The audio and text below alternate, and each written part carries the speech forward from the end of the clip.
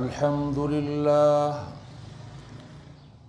لله نحمده ونستعينه ونستغفره ونؤمن به ونتوكل عليه ونعوذ بالله من شرور أنفسنا ومن سيئات أعمالنا من يهده الله فلا مضل له ومن يضلله فلا هادي له ونشهد أن لا إله إلا الله وحده لا شريك له ونشهد أن محمدًا عبده ورسوله أما بعد فإن خير الحديث كتاب الله وخير الهدي هدي محمد صلى الله عليه وسلم وشر الأمور محدثاتها وكل محدثة بدعة وكل بدعة ضلالة وكل ضلالة في النار اللهم صل على محمد وعلى آل محمد كما صليت على إبراهيم وعلى آل إبراهيم إنك حميد مجيد اللهم بارك على محمد وعلى آل محمد كما باركت على إبراهيم وعلى آل إبراهيم إنك حميد مجيد فقد قال الله تبارك وتعالى في القرآن المجيد والفرقان الحميد أعوذ بالله السميع العليم وبوجهه الكريم وسلطانه القديم من الشيطان الرجيم بسم الله الرحمن الرحيم ألم نشرح لك صدرك ووضعنا عنك وزرك الذي أنقض ظهرك ورفعنا لك ذكرك فإن مع العسر يسرا إن مع العسر يسرا فإذا فرغت فانصب وإلى ربك فارغب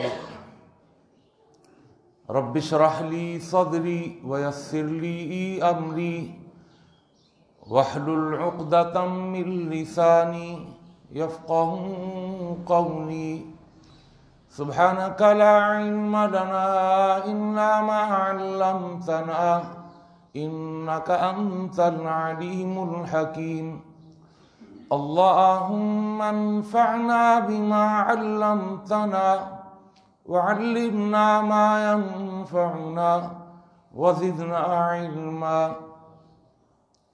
اللهم إنا نعوذ بك من علم لا ينفع ومن قلب لا يخشع ومن نفس لا تشبع ومن دعوة لا تسمع ہر قسم کی تعریفات و تحمیدات، تسبیحات و تقدیسات، تہلیلات و تمجیدات اور تہنیات و تکبیرات اس اللہ جل جلالہ عم نوالہ کے لیے جس کی جتنی بھی تعریفیں بیان کی جائیں، جس کی جتنی بھی حمد و ثنا بیان کی جائے اور جس کی جتنی بھی تحسین و ستائش بیان کی جائے اور جس کے لیے جتنے بھی شکریہ کے کلمات ادا کیے جائیں کم ہیں۔ حق یہ ہے کہ حق ادا نہیں ہو سکتا۔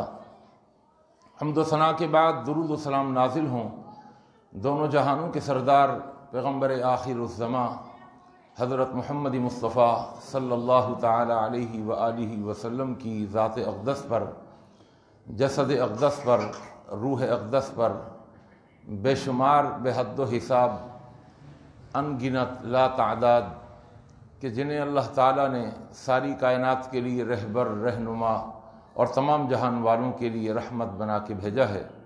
مختصر سی حمد و صلوات کے بعد قرآن مجید کا 30واں پارہ اور 30ویں پارے کی ایک سورت سورہ الم نشرح، سورت نمبر 94، اس سورت کی 2 آیات کریمہ آپ کے سامنے تلاوت کی ہیں۔ اللہ تعالیٰ سے دعا ہے اللہ تعالیٰ مجھے اور آپ کو، ہم سب کو قرآن مجید کا صحیح فہم اور قرآن مجید کی صحیح سمجھ عطا فرما دے، اور جمعے کی وساطت سے میں اور آپ جو بھی قرآن و حدیث کی باتیں اور نصیحتیں سنتے اور سناتے ہیں، اللہ ہمیں ان پر اخلاص کے ساتھ عمل پیرا ہونے کی بھی توفیق عطا فرما دے۔ یہ سورت بڑی اہم سورت ہے، اور اس سورت کے اندر اللہ نے ایک قانون بیان کیا ہے جسے قانون عسر اور قانون یسر کہتے ہیں۔ عین، سین اور را، عسر، اس کا معنی آتا ہے سختی،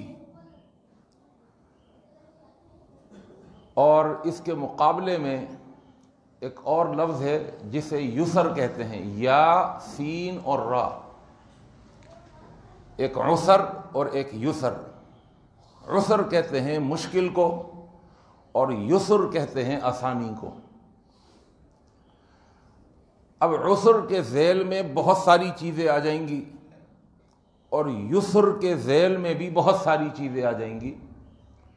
عسر کہتے ہیں مشکل کو، اس کے ذیل میں رنج و الم، غم، مصیبت، تکلیف، بیماریاں، پریشانیاں، انسان کی بدحالی، اس کی بے بسی، اس کی بے کسی، اس کی گراوٹ، اس کا مٹی میں ملنا وغیرہ وغیرہ، یہ سب مشکل کے قبیل سے ہیں ساری چیزیں۔ اور اس کے مقابلے میں یسر ہے۔ یسر کہتے ہیں آسانی کو، خوشحالی کو۔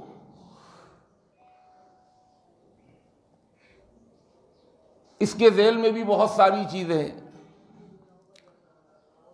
قرآن مجید فرقان حمید میں اللہ تعالیٰ نے قانون عسر اور یسر کو جب ذکر کیا تو سورۃ الطلاق کے اندر اللہ نے عسر اور یسر کا ایک الگ قانون ذکر کیا، جس قانون کا سمجھنا بڑا آسان ہے۔ لیکن یہاں اس مقام پر اللہ نے جب قانون عسر اور یسر کو ذکر کیا تو اس کا سمجھنا اتنا آسان نہیں تھا، اس قانون کو سمجھنا اتنا آسان نہیں تھا۔ اس کو آسان کرنے کے لیے اللہ نے اس قانون کو 2 مرتبہ ایک ساتھ ذکر کیا ہے، یعنی اللہ نے تاکیداً ذکر کیا ہے یہ قانون، تاکید 2 طرح سے۔ اور آپ کی توجہ انشاءاللہ مجھے حاصل رہی تو میں اللہ کی توفیق سے قانون عسر اور یسر کو سمجھاؤں گا۔ تھوڑی سی علمی گفتگو ہے، لیکن اگر سنیں گے اور سمجھیں گے تو آپ کو معلوم چلے گا کہ یہ اللہ کی کتاب جو ایک معجزہ ہے، اعجاز والی کتاب ہے۔ اعجاز کا مطلب کہ عاجز آ گئے اس جیسی کتاب بنانے سے، تو آخر کوئی تو بات ہے اس کتاب کے اندر۔ تو لہذا اس کو سمجھنے کے لیے بس تھوڑی توجہ کی ضرورت ہے۔ اللہ نے ڈبل تاکید کے ساتھ یہاں پر ذکر کیا۔ ڈبل تاکید، پہلی تاکید ہوئی لفظ ان سے۔ اللہ نے فرمایا فَإِنَّ مَعَ الْعُسْرِ يُسْرًا، اور پھر اس آیت کے بعد اللہ نے اسی آیت کو دوبارہ ریپیٹ کیا اور فرمایا اِنَّ مَعَ الْعُسْرِ يُسْرًا۔ تو تاکید دو طریقے سے ہوئی. نمبر ایک لفظ ان سے. ان کا معنی آتا ہے بے شک.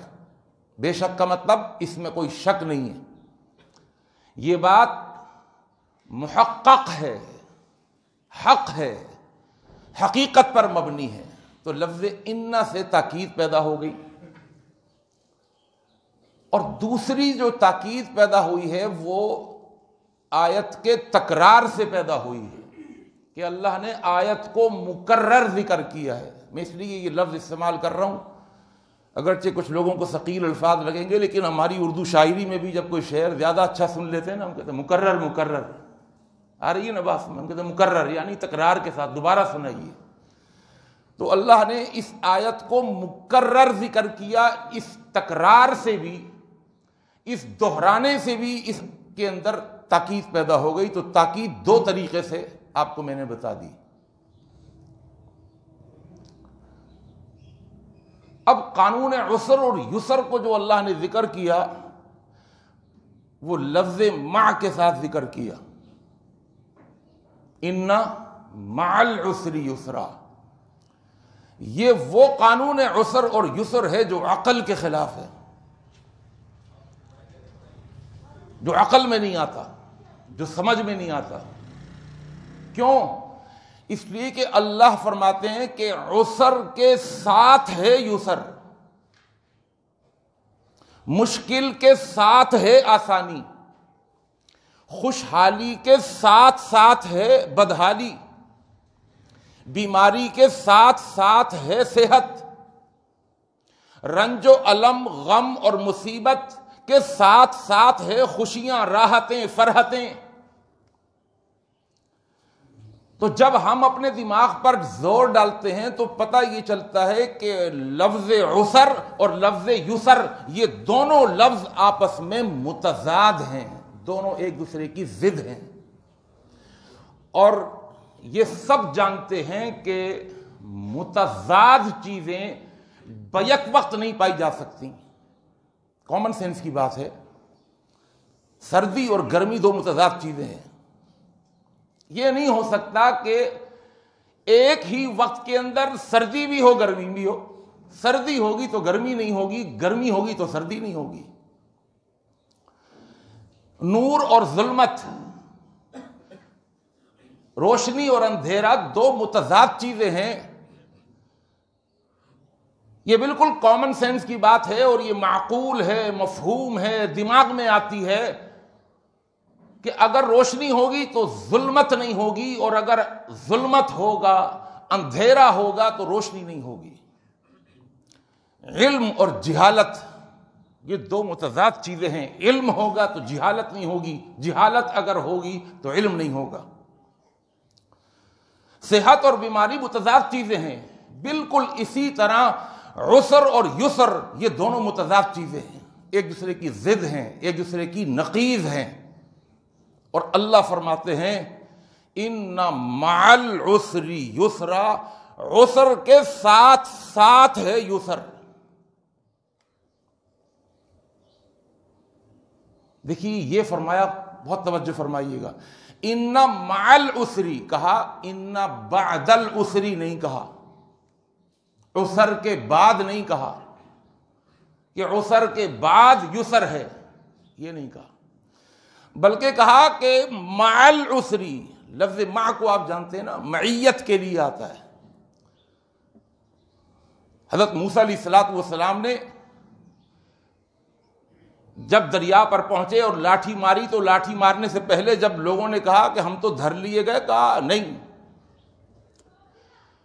ان معیہ میرے ساتھ ہے, ربی میرا رب سیہدین وہ راستہ دکھا دے گا. کہاں سے دکھائے گا؟ راستہ تو ہے نہیں, کہا راستہ بنائے گا, راستہ دکھائے گا, راستے پر چلائے گا. اس لیے کہ معیت اس کی ہے. ابو بکر صدیق رضی اللہ تعالیٰ عنہ جب اللہ کے نبی کے ساتھ غار میں چھپے ہوئے تھے اور مشرکین مکہ آپ کو تلاش کرتے ہوئے جب غار کے منہ پر آ کر کھڑے ہو گئے, ابو بکر فرماتے ہیں اللہ کی قسم اگر وہ ایک مرتبہ اپنے پاؤں کی طرف دیکھتے تو ہم ان کے سامنے ظاہر ہو جاتے۔ ابو بکر کا خوف دیکھ کر اللہ کے نبی نے فرمایا لا تحزن۔ وہ خوف نہیں تھا، وہ ایک غم تھا ابو بکر کو کہ اگر انہوں نے پکڑ لیا تو اللہ کے رسول کو قتل کر دیں گے۔ فرمایا لا تحزن، غم نہ کھا، ان اللہ معنا۔ معنا لفظ معیت کو سمجھ لیں، معیت کیا چیز ہے؟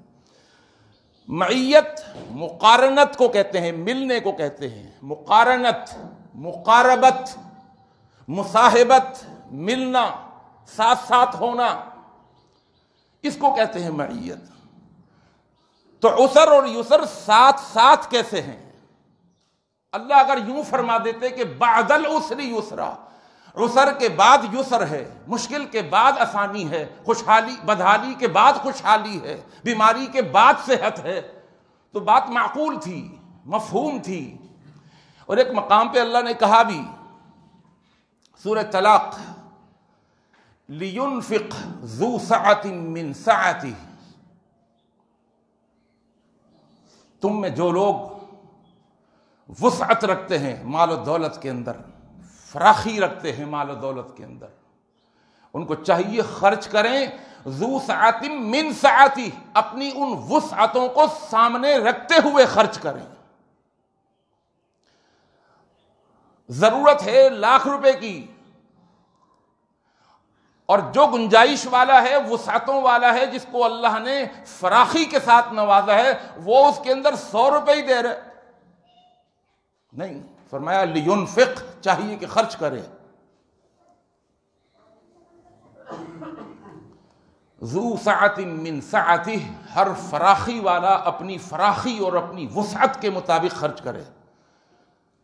ومن قدر علیہ رزقہ، لیکن سب فراخی کے ساتھ نہیں ہوتے، مال و دولت میں وسعتوں کے ساتھ نہیں ہوتے۔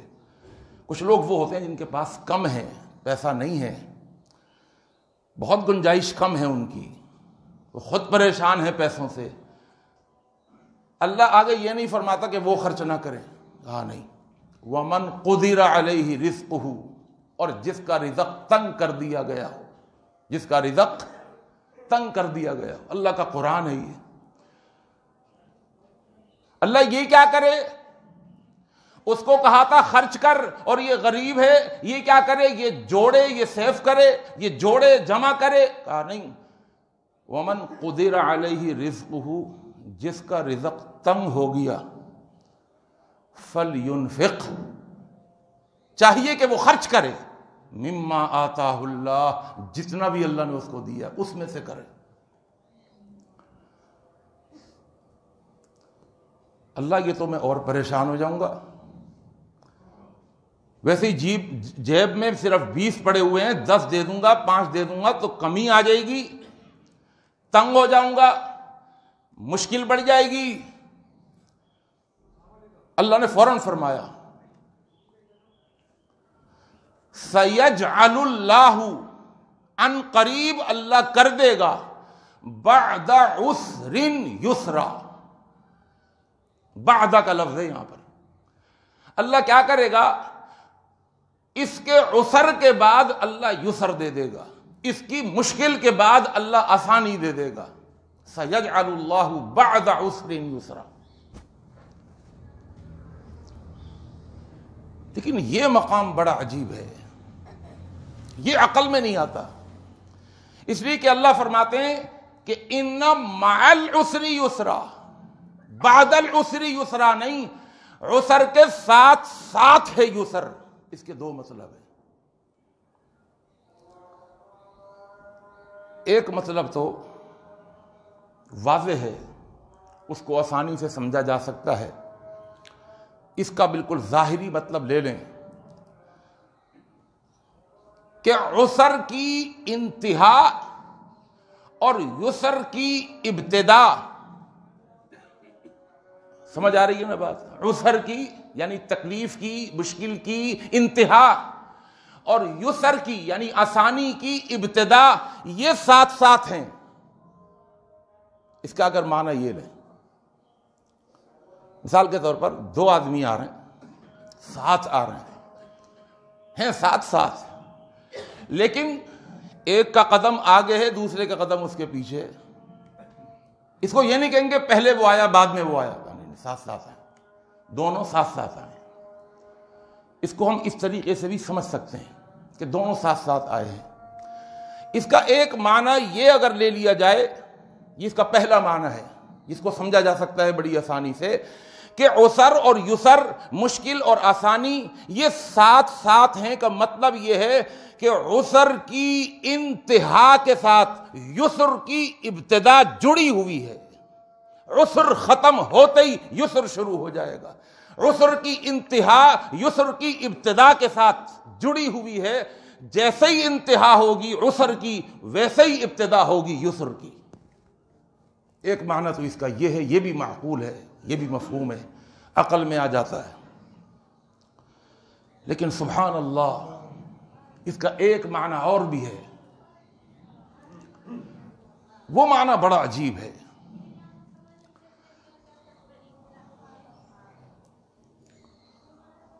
لیکن اس معنی کو سمجھنے کے لیے وہ ہر ایک کے سمجھ میں نہیں آئے گا۔ سب سے پہلے ضروری ہے کہ انسان کا یقین کامل ہو اللہ پر۔ میں نے آپ کو بتایا تھا یقین 3 طرح کا ہوتا ہے۔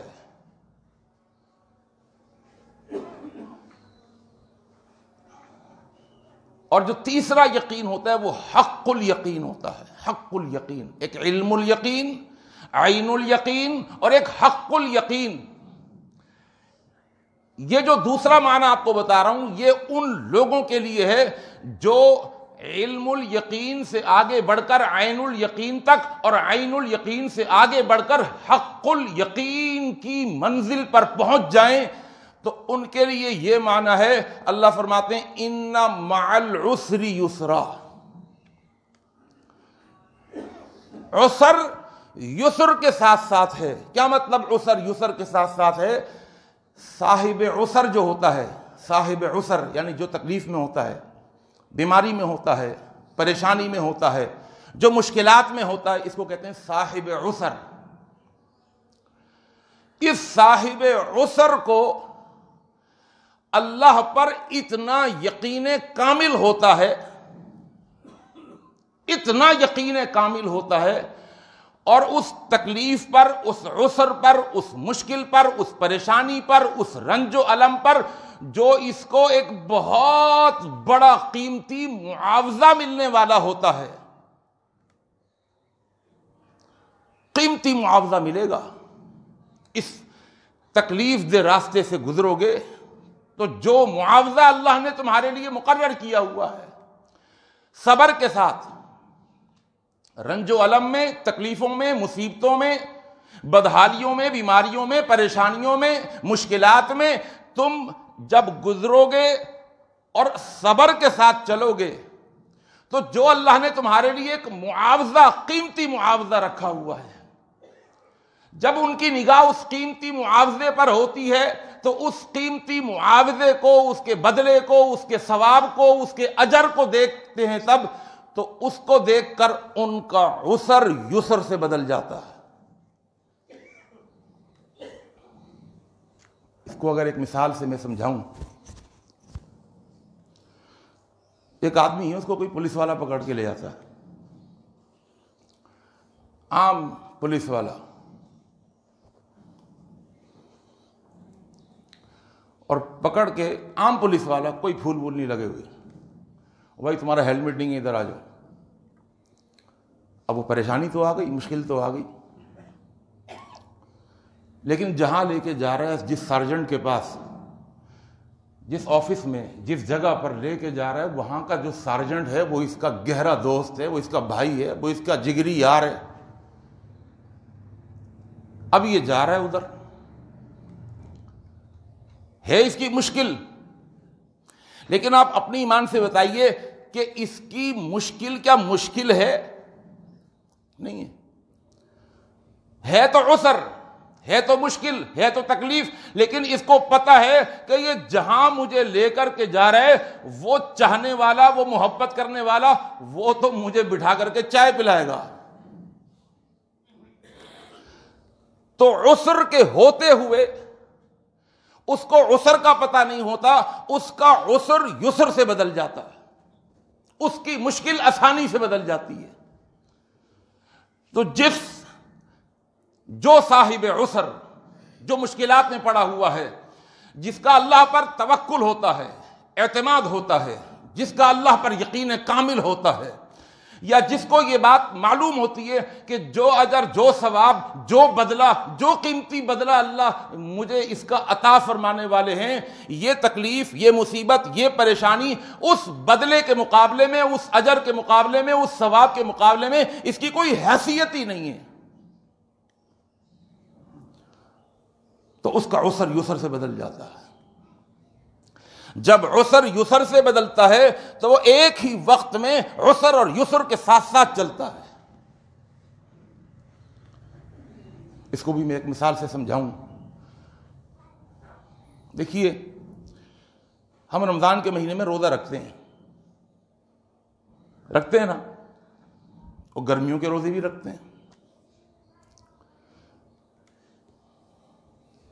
بڑی تکلیف دہ مرحلہ بھی ہوتا ہے، بعض اوقات حلق میں کانٹے بھی پڑے ہوئے ہوتے ہیں، بھوک بھی لگی ہوئی ہوتی ہے، پیاس بھی بڑی لگی ہوئی ہوتی ہے، لیکن ہم اس عبادت سے نکلتے نہیں ہیں۔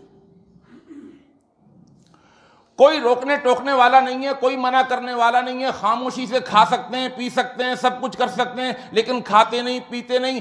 وہ عسر، وہ تکلیف، وہ پیاس، اس کو ہم برداشت کرتے ہیں۔ کیوں برداشت کرتے ہیں؟ اس لیے کہ ہم نے جب جمعے کے اندر یہ سنا کہ ایک اتنا بڑا اجر اور اتنا بڑا ثواب، کتنا بڑا اجر، کتنا بڑا ثواب، کہا اتنا بڑا ہے، اللہ نے فرمایا کہ تم اس کو سن بھی نہیں سکتے، تم اس کو سمجھ بھی نہیں سکتے۔ اللہ نماز کا بتا دیا، حج کا ثواب بتا دیا، زکوٰۃ کا بتا دیا، روزہ کہا نہیں، الصوم لی، روزہ تو میرے لیے رکھا ہے اس نے، وانا اجزی بھی، جب آئے گا نا میں خود دے دوں گا۔ تو وہ روزے دار جس کے اوپر مشکل آئی ہوئی ہے، تکلیف آئی ہوئی ہے، پیاس آئی ہوئی ہے، بھوک کے ساتھ گزر رہا ہے، حلق میں کانٹے پڑے ہوئے ہیں، مشکلات کے ساتھ گزر رہا ہے، لیکن اس کی اس مشکل کو، اس کی اس تکلیف کو، اس کی اس پریشانی کو ایک چیز نے بڑا آسان کر کے رکھا ہوا ہے، اللہ کی طرف سے ملنے والا وہ اجر جس کا اللہ نے بتایا ہی نہیں ہے کہ دوں گا کیا۔ تو پھر وہ ہمارا عسر یسر سے بدل رہا ہوتا ہے۔ جس کا اللہ کے اوپر ایسا یقین ہو اور جس کو اللہ سے ثواب ملنے کی ایسی امید ہو، اس کے نزدیک عسر کوئی معنی نہیں رکھتا۔ دیکھیے، بہت مشکل کام ہم کرتے ہیں کبھی کبھی دنیا کے اندر، بڑے مشکل کام، لیکن چونکہ ہم کو پتا ہوتا ہے کہ یار اس کا معاوضہ تو 1,00,000 روپے تھا، لیکن میرا جو اس کے ساتھ ایگریمنٹ ہوا ہے وہ تو 10 لاکھ روپے کا ہوا ہے، مجھے اس کے 1 لاکھ نہیں مل رہے، مجھے تو یہ 10 لاکھ مل رہے ہیں۔ اب وہ کام اس کے لیے آسان ہو جاتا ہے، اس لیے کہ جو چیز اس کو ملنے والی ہوتی ہے وہ اتنی بڑی ہوتی ہے کہ اس کا یہ کام اس کے لیے باوجود اس کے کہ وہ مشکل ہے لیکن وہ آسان ہو جاتا ہے۔ اس کو ایک حدیث سے بھی سمجھتے ہیں، اللہ کے رسول صلی اللہ علیہ وسلم کی ایک حدیث ہے، ترمذی کی حدیث ہے، فرمایا یود اہل العافیۃ یوم القیامہ، قیامت کے دن وہ لوگ جو عافیت کے ساتھ دنیا گزار رہے تھے، عافیت کے ساتھ، عافیت مانگنی چاہیے اللہ سے، ضرور مانگنی چاہیے، ایک دعا ہے اللہم انی اسألک العفو والعافیۃ فی الدنیا والآخرہ، یا اللہ بیماریوں سے، تکلیفوں سے، پریشانیوں سے تو نجات عطا فرما دے، یہ دعا ہے، یہ دنیا میں بھی آخرت میں بھی۔ لیکن وہ لوگ کہ جو دنیا کے اندر زیادہ مشکلات کا شکار نہیں ہوئے، بیماریاں نہیں لگیں، بدحالیوں نے تنگ نہیں کیا، کوئی رنج، کوئی الم، کوئی غم، کوئی مصیبت، کوئی تکلیف ان کو ایسی نہیں لگی، بڑی سہل، بڑی آسان زندگی گزار دی ہے مومن ایماندار۔ قیامت کے دن جب کھڑے ہوں گے اللہ کی بارگاہ میں اور اللہ اجر و ثواب دے رہے ہوں گے. کن کو؟ اہل العافیہ کو بھی اور اہل البلا کو بھی. اہل العافیہ کون ہے؟ جو عافیت کے ساتھ جنہوں نے زندگی گزاری، بغیر تکلیفوں کے زندگی گزاری دنیا کی، وہ بھی اپنا اجر و ثواب لے رہے ہوں گے. اور اہل البلا یعنی بلا، مصیبت، تکلیف، رنج و الم، غم اور مشکلات کا سامنا کرتے ہوئے زندگی گزارنے والے، وہ بھی کھڑے ہو کر اللہ سے اپنا معاوضہ، اپنا بدلہ، اپنا اجر اور اپنا ثواب لے رہے ہوں گے. صحیح ترمذی کی صحیح حدیث، فرمایا کہ جب وہ اہل البلا کا معاوضہ دیکھیں گے، کون؟ اہل العافیہ، جب وہ دیکھیں گے کہ وہ ان کو اتنا معاوضہ، اتنا بدلہ، اتنا اجر، اتنا ثواب دیا جا رہا ہے، تو وہاں کھڑے کھڑے ان کی کیا تمنا ہوگی، کیا آرزو ہوگی. سنیے، فرمایا یود اہل العافیۃ یوم القیامۃ حین یعطی اہل البلاء الثواب. جب ان کو ثواب دیا جا رہا ہوگا، وہ ان کی زبانوں سے نکلے گا لو ان جلودہم، ایک روایت میں آتا ہے لو ان لحومہم کانت قرضت فی الدنیا بالمقاریض.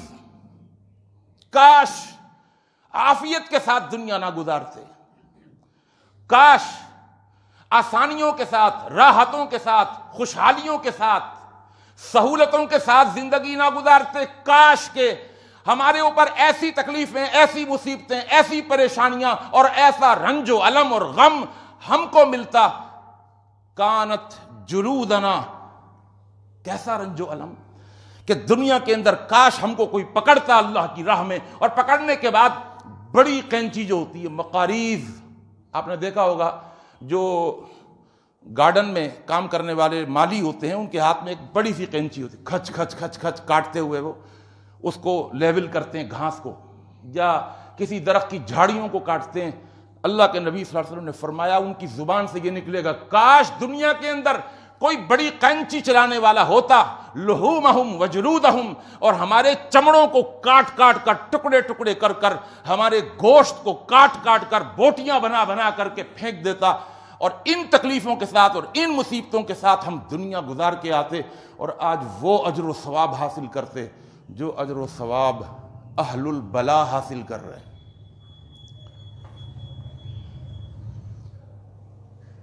اور قرآن مجید میں اللہ نے فرمایا وَلَنَبْلُوَنَّكُمْ بِشَيْءٍ مِّنَ الْخَوْفِ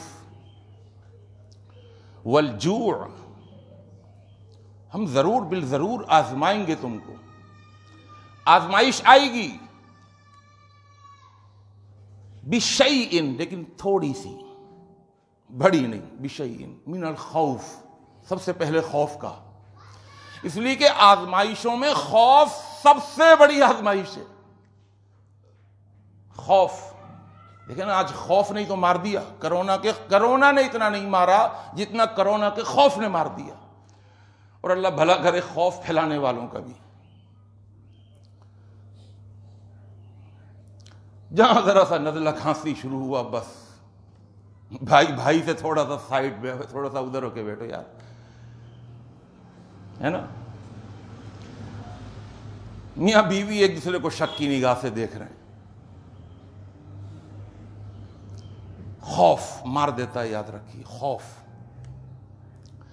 اس لیے کہ خوف کا تعلق انسان کے دماغ سے ہوتا ہے، اور اس خوف کے اثرات پوری باڈی پر پڑتے ہیں، اور اتنے گہرے اثرات ہوتے ہیں باڈی کے اندر خوف کے، اس کا امیون سسٹم بالکل ویک ہو جاتا ہے اگر اس نے اپنے اوپر خوف کو سوار کر لیا. اللہ جب ہی فرماتے ہیں وَلَا تَخَافُوهُمْ وَخَافُونِي، ایسا خوف کہ تم ہل کر کے رہ گئے. عورتیں تو عورتیں، مردوں نے بھی نقاب ڈال لی. ایسا خوف، ایسا ڈر. ایک چھوٹا سا وائرس کرونا جو نظر بھی نہیں آتا، جس کو مائکروسکوپ سے اگر دیکھیں تو بمشکل نظر آئے، اس کا اتنا بڑا خوف. اور مجھ اللہ کا کوئی خوف نہیں. اس کے خوف سے ساری چیزیں چھوڑ دیں، اور میرے خوف سے وہ گناہ نہیں چھوڑے. کرونا مجھ سے بھڑک گیا. پوری باڈی انسان کے مائنڈ کے تابع ہوتی ہے. اگر مائنڈ کے اندر خوف بھرا ہوا ہے، آپ کی پوری باڈی کے اندر خوف بھرا ہوا ہے. بڑا مشہور واقعہ ہے یہ، ایک ایکسپیریمنٹ، اس کی ایک ویڈیو بھی آئی تھی کہ ایک شخص جسے سزائے بہت سنائی جا چکی تھی، ڈاکٹروں نے کہا کہ ہم اس کے اوپر ایکسپیریمنٹ کرتے ہیں کہ آیا اس کا خوف اس کے دماغ کا اس کے جسم کے اوپر کیا اثرات مرتب کرتا ہے. بہت یہ ویڈیو وائرل ہوئی. انہوں نے اس شخص کو ایک کرسی پہ باندھ کے بٹھا دیا، سامنے ایک کوبرا سانپ رکھ لیا اور کہا کہ ہم تم پر ایکسپیریمنٹ کرنا چاہتے ہیں کہ یہ کوبرا سانپ ہے، بڑا زہریلا، اور اس کے بارے میں یہ مشہور ہے کہ یہ 3 منٹ سے زیادہ انسان زندہ نہیں رہ سکتا اگر کوئی اس سے ڈسوا لیا جائے، کوئی کسی کو یہ ڈس دے.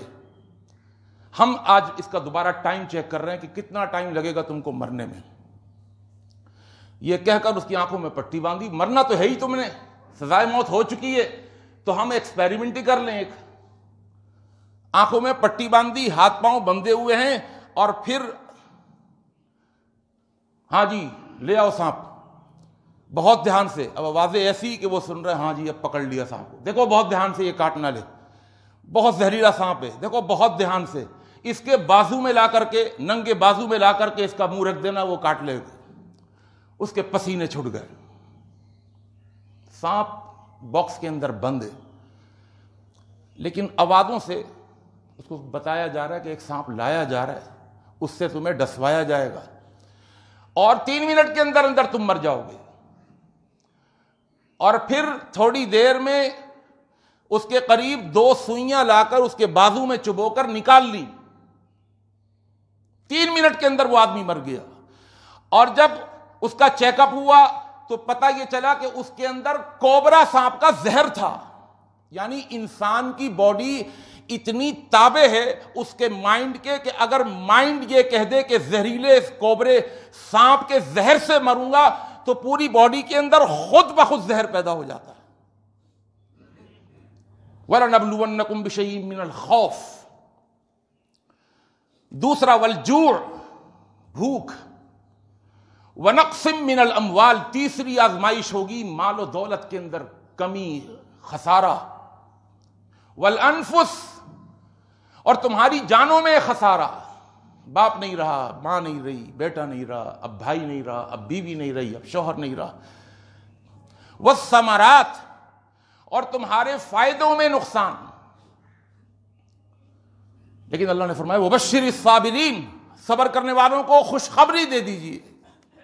ارے کیسی خوشخبری؟ یہاں جان جا رہی ہے، یہاں خوف سوار ہو چکا، یہاں پر بھوک کے مارے مر رہے ہیں، یہاں پر مسلسل لاس سے اور خسارے سے گزر رہے ہیں، پورا کاروبار ہلا ہوا ہے، خسارے میں گیا ہوا ہے.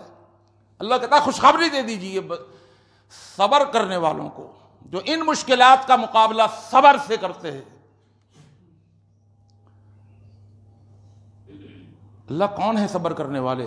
کہ الذین اذا اصابتہم مصیبت، جب ان کو کوئی مصیبت پہنچتی ہے، کوئی عسر پہنچتا ہے، کوئی تکلیف پہنچتی ہے، قالو، تو وہ کہتے ہیں انا للہ و انا الیہ راجعون. انا للہ و انا الیہ راجعون. اولئک علیہم صلوات من رب، یہ ہے یسر. اولئک، یہی تو وہ ہیں، علیہم، ان کے اوپر ہے، صلوات، نوازشیں، عطائیں، بخششیں، من ربہم، ان کے رب کی طرف سے، ورحمت، اور رحمتیں، وَأُولَئِكَ هُمُ الْمُهْتَدُونَ، اور یہی ہیں راہیاب. میرے دوستو، میرے بزرگوں، لفظ العسر کو سمجھنے کے لیے ایک چیز اور آپ کے سامنے پیش کر رہا ہوں، اس پر بھی آپ کی توجہ کی مجھے ضرورت ہوگی. مضمون یہ لمبا ہے، آئندہ جمعے بھی انشاءاللہ اسی موضوع پر گفتگو آگے بڑھے گی. بس دو چار منٹ اور عرض کر دوں سمجھنے والوں کے لیے، اور اس میں بھی بہت سمجھ کی ضرورت ہے. میں نے آپ کو بتایا جمعے کے خطبے کے شروع میں کہ اللہ نے یہاں پر قانون کو بیان کیا ہے اور تاکیدن بیان کیا ہے. فرمایا فَإِنَّ مَعَ الْعُسْرِ يُسْرًا إِنَّ مَعَ الْعُسْرِ يُسْرًا. تکرار کے ساتھ بھی تاکید کر دی، کیونکہ بات معقول نہیں ہوگی، مفہوم نہیں ہوگی، عقل میں نہیں آئے گی. اللہ نے تاکیدن کا سمجھ لو اس بات کو، عقل میں آئے نہ آئے مان لو اس بات کو، مان لو اس لیے کہ ایمان والے ہو تم. ایک غیر مسلم نہیں سمجھے گا لیکن ایک مومن سمجھے گا، وہ مانے گا اس کو، اس لیے کہ اس کا ایمان اس کی سمجھ سے، اس کی عقل سے، اس کے فہم سے اوپر ہوتا ہے. مان لو اس بات کو. اسی لیے اللہ نے 2 مرتبہ کہا اور لفظ انا کے ساتھ کہا کہ عسر کے ساتھ یسر ہے. عقل کہے گی عسر اور یسر دونوں آپس میں ایک دوسرے کی ضد ہیں، یہ ساتھ ساتھ ہو نہیں سکتے. کہا یہ ساتھ ساتھ ہوں گے. العسر کو سمجھ لیجئے کہ العسر کیا ہے. عسر میں، اور یہاں پر آیت کے اندر آپ قرآن کھول کر کے دیکھیے گا، اللہ نے جب عسر کا ذکر کیا دونوں آیتوں میں تو الف لام کے ساتھ ذکر کیا، الف لام کے ساتھ، یعنی العسر. اور جب اللہ نے یسر کو ذکر کیا تو بغیر الف لام کے ذکر کیا. عربی گرامر کے اندر اس کو کہتے ہیں معرفہ اور نکرہ. معرفہ اور نکرہ.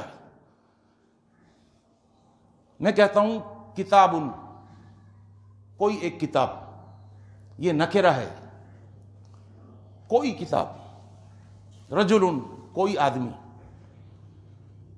لیکن اگر میں کہوں ھذا الکتاب، یہ کتاب، تو چونکہ اس کی طرف اشارہ چلا گیا، الف لام اس پر آ گیا، تو وہ ایک خاص کتاب ہو گئی. دیکھیے ایک انگلش میں ایک ناؤن ہوتا ہے،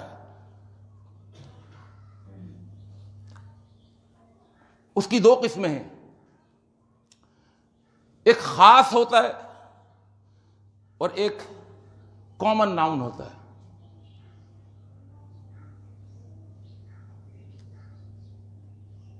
ایک آدمی میرے پاس آئے اور میں یوں کہوں جاء رجل، ایک آدمی آیا. بھائی وہ تو بہت سارے آدمی ہیں، کوئی بھی ہو سکتا ہے. اور میں ساتھ ساتھ یہ کہوں رأیت رجلا، میں نے ایک آدمی کو دیکھا. مررت برجل، میں ایک آدمی کے ساتھ گزرا. تو یہ 3 آدمی ہو سکتے ہیں کہ آنے والا کوئی اور تھا، جس کو میں نے دیکھا وہ کوئی اور تھا، جس کے ساتھ میں گزرا وہ کوئی اور تھا. یہ نکرہ ہے. نکرہ میں عموم ہوتا ہے، لیکن معرفہ کے اندر عموم نہیں ہوتا. میں کہوں جاءنی الرجل، میرے پاس یہ آدمی آیا، تو اب جب میں نے کہہ دیا الرجل، الف لام داخل کر دیا، تو اس سے ایک خاص آدمی مراد ہوگا، ہر آدمی مراد نہیں ہوگا. اور کہیں رأیت الرجل،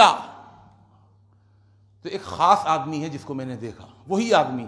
یہاں پر اللہ تعالیٰ نے عسر کو اور یسر کو فرق کے ساتھ ذکر کیا. العسر کو الف لام کے ساتھ ذکر کیا اور یسر کو بغیر الف لام کے ذکر کیا. اور یہ بات سمجھا دی کہ دونوں آیتوں کے اندر عسر ایک ہے اور یسر بہت سارے ہیں.